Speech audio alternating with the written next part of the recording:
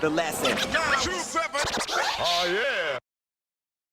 Of all the golden era hip hop dudes who you would have opened up for or supported, anywhere and everywhere around the world, who were some of the ones that you remember meeting and it was like a real memorable, I guess a real memorable moment? DJ Premier, when I DJ'd before, after him, and Jazzy Jeff on the same night in London, brilliant, game changer, and he was brilliant as well. He was so good. I've always wanted to DJ with Pete Rock because I know he's a good DJ too. Mixmaster Mike obviously was good to DJ after because he was just so really good. But DJ Premier, it was just brilliant.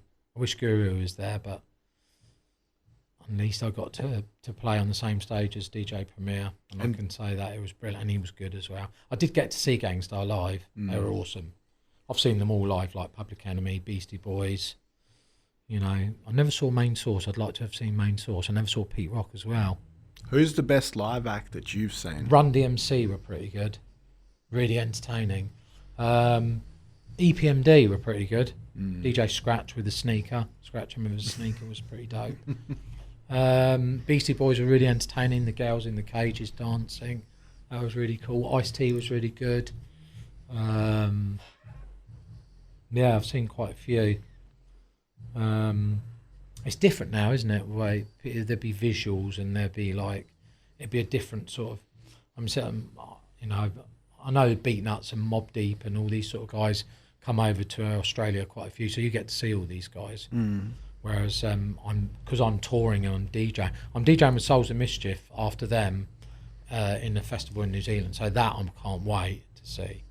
That's going to be awesome. I remember seeing 93 Till Infinity literally 10 years ago. It was 06 at Rocket Bar. Oh, wow. So it would have been brilliant. Yeah. And that was they dropped it, and I think they only got through the first 10 seconds of the song.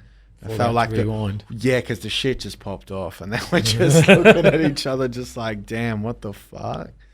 I remember that clearly. That was crazy. And out of curiosity, put yourself in the position of a promoter, or you're having a party, right? And you got 5 hours to work with. You give each DJ 60 minutes, and you're putting together the ultimate, party for the next 5 hours. Now, the reason I ask this is because we've got Grandmaster Flash coming down the day before New Year's. So we've put Total Eclipse, who's from the Executioners. He lives in Brisbane now. Oh, does he? So he's on before Flash. Before Eclipse, we've got Samurai, who's Beast Mode. Wow. Where's this at? HQ, Friday, December 30th. Wow, that's a brilliant lineup, isn't it? Yeah, thank you. Bloody hell, that's going to be packed, isn't it?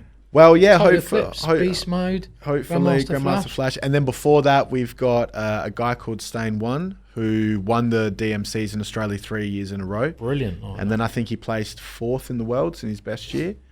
And then to open, we've got the Australian DMC champion, DJ Osiris. Wow. So that's a lineup that, that we got given creative control to put together. Phenomenal. And we were like, all right, let's try to put something real good together. We're trying to put together something that Australia doesn't really get to see, very often. Okay. But I mean, if you had 5 hours, 5 DJs, an hour each, the ultimate party. Right, so I would have Scratch Bastard straight away. I would have Jazzy Jeff as well. I'd have them back to back though, because they do back to back. So yeah, that's just 1 hour. Yeah, so I'd do them back to back. Let me see. I'd have a live act. So I'd probably have. It'd be nice to have a funk act, but let me think. There's too many to think of. I'll tell you what I did like was Chic with Noah Rogers. I watched them in San Francisco and it was amazing. And again, this would be a collaborative thing, would be Chic and Sister Sledge together. So I could hear all their favourite jams because I loved that sort of disco sort of thing. And that would just be so entertaining for people. I'm thinking from a creative perspective, from a listening perspective. So I'd have Chic and Sister Sledge together with Nile Rodgers and Scratch Bastard and Jazzy Jeff. And then I'd have DJ Newmark doing half hour like those star signs things that he does, where he just goes crazy. And then his toy set, which is just unbelievable to watch. Yeah. So you get 2 of that. So it's an entertaining perspective. And then just let him be musically creative on what he wants to do. Saw him DJ at Field Day in Sydney and he was brilliant. So I'd have him. And then who else would I have?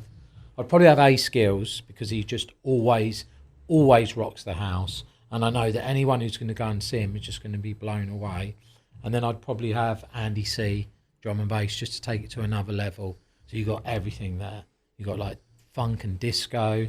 You've got Latin and jazz and hip hop with Newmark, and crazy shit with the toys. You get Scratch Bastard and Jazzy Jeff just delivering the goods there. And Andy C kind of taking it off into the next level. And then on that night, where do we find Krafty Kuts? I'd probably like sandwiched in between, in the middle somewhere. Just sandwich myself a little cheeky in between, like the cheese and the ham, right in the middle there, with the mayonnaise. The lesson. 27. Oh yeah.